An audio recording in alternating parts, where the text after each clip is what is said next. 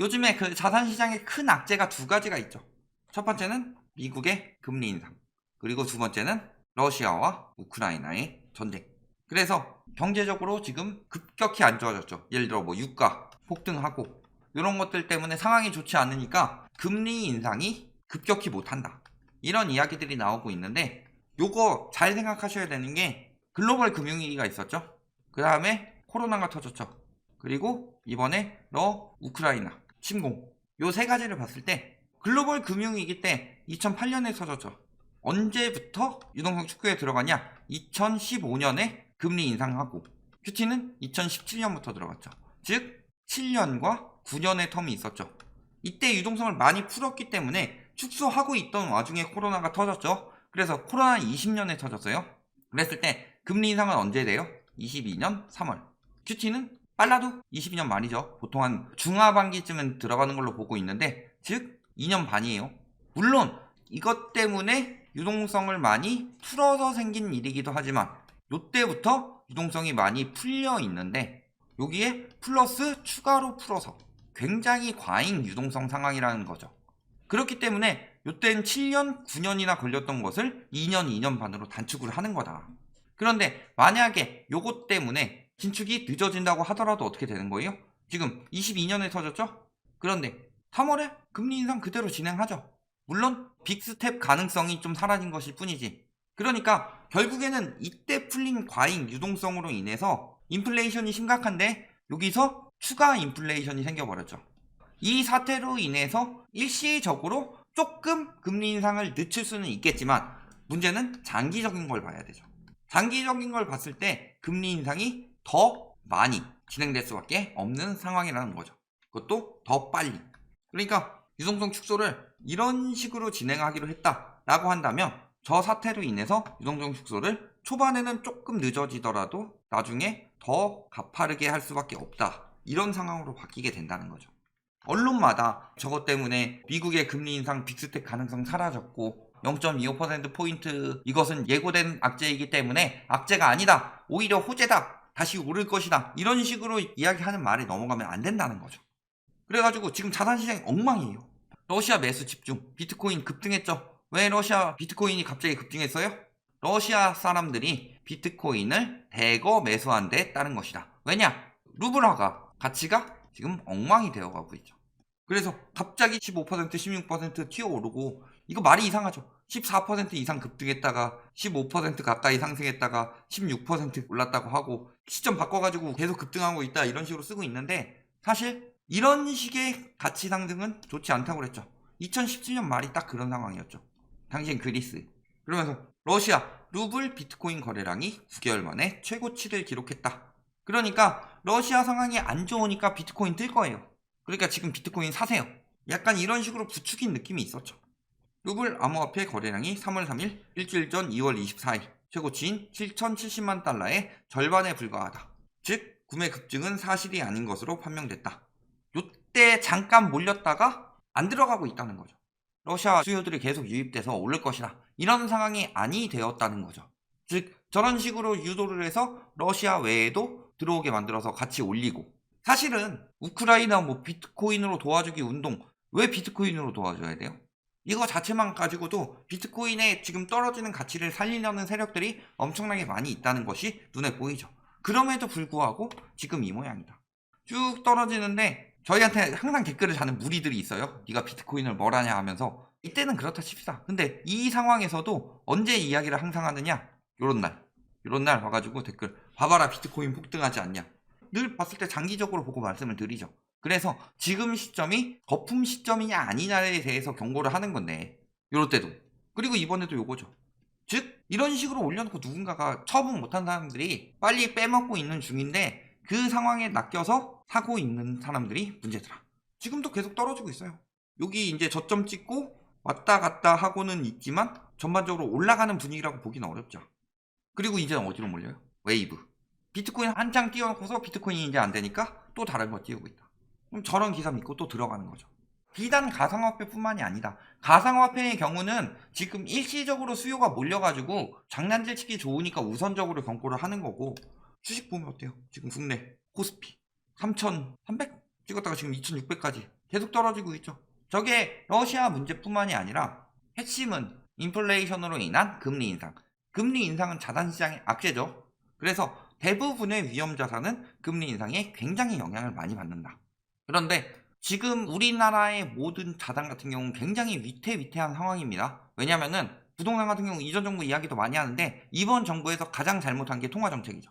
15년부터 미국에서 금리를 올렸다. 근데 전 정부는 그냥 무조건 자산 가격 거품 만들려고 했으니까 그렇다 치는데 이번 정부에서 잡겠다고 해놓고서 금리를 2번밖에 안 올렸어요. 물론 2번째 올렸을 때 집값이 떨어지기 시작했죠.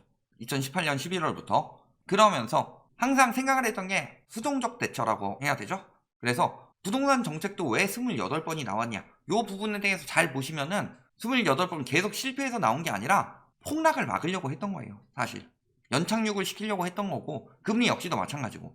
왜냐면은 가계부채가 굉장히 많이 쌓였기 때문에 가계부채 붕괴가 일어나니까 걱정이 돼서 굉장히 연착륙을 시켰던 거죠. 거품이 빠지는 시기에는 어쩔 수 없는 건데 요거를 경제 위기에 오지 않도록 너무 조절해서 했다. 예를 들어서 첫 1년 동안에 8.2대책 같은 거 내고 9.13 같은 거 내고 그 다음에 6.17 같은 거 내고 7.10 같은 거 내고 12.16 같은 거 내고 이런 걸 다 해놨으면은 문제될 게 없었죠. 그런데 그거를 되게 천천히 하려고 하고 금리도 천천히 올렸던 게 문제였다. 그러니까 심리가 안 잡히고, 심리가 안 잡히니까 다시 금리를 낮추는 시기에서 매수 심리가 폭발했죠. 그래서 문제가 생긴 게 가계부채 문제이죠. 이 가계부채 문제가 다른 나라보다 굉장히 크게 작용하고 있기에 자산시장에 거품이 많이 꼈으니까 많이 빠질 수밖에 없는 거예요. 주가도 지금 왜 쭉쭉 빠지겠어요? 분명히 이득 보는 사람들이 있을 겁니다. 그런데 이득 본 사람들은 무서우니까 못 들어가고 손해보는 사람들이 많이 낚인 거예요. 상승기에도 이득 본 사람들은 극소수고 부가 일부에 집중이 되고 양극화가 되면 가격이 계속 오를 것이다, 이렇게 생각하는 사람들이 있는데 그렇게 되지 않아요.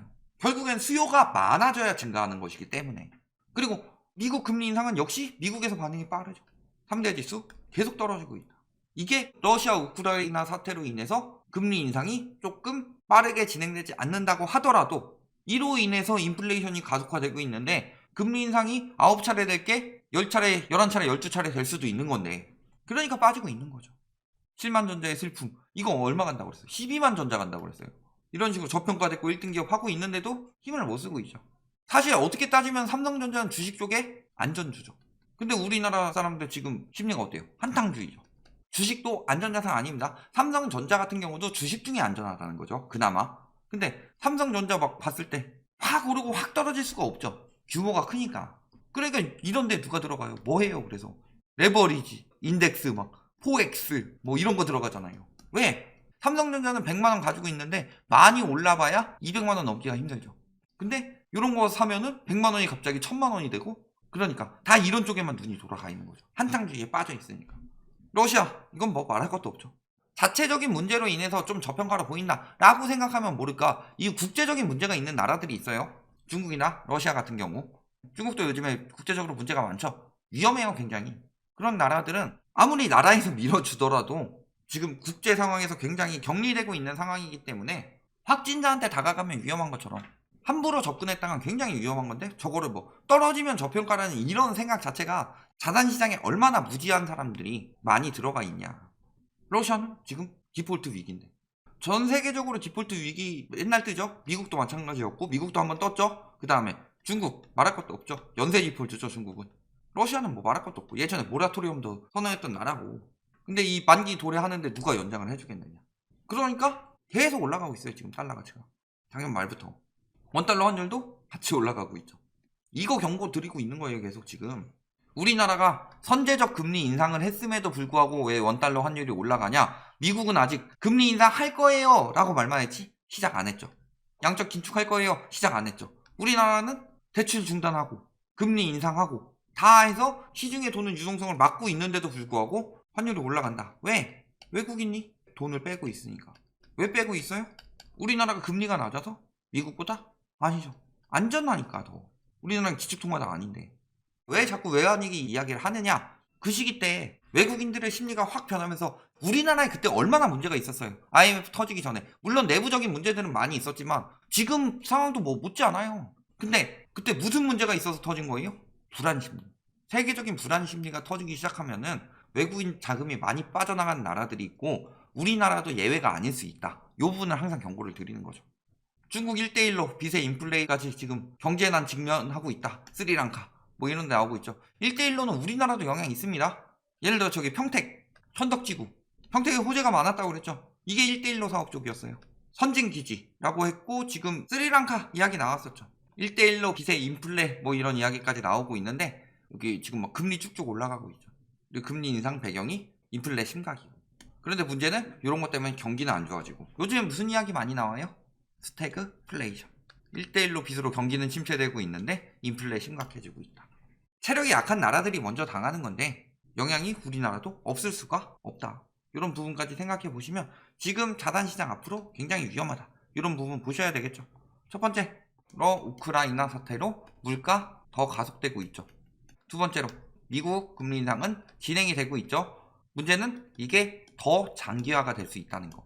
그런데 문제는 지금 아직 시작도 안 했는데 시장은 곡소리 내고 있죠. 왜냐면 저게 얼마나 무서운지 2008년 한번 당해봤기 때문이죠. 얼마나 장기적으로 크게 터졌는지. 부동산뿐만이 아니라 주식도 마찬가지로. 그런데도 뭐 러시아 호재, 뭐 비트코인 상승, 이번에 뭐 웨이브 뭐 이런 가상화폐라든가 지금이 저점 뭐 이런 거 계속 이야기하고 있는데 저랑 그냥 말에 넘어가시면 안 된다. 자산시장 굉장히 위험하고 시장은 지금은 이제 안전자산으로 머니무브가 일어나고 있는 상황이다. 여기까지 알아두시면 되겠습니다.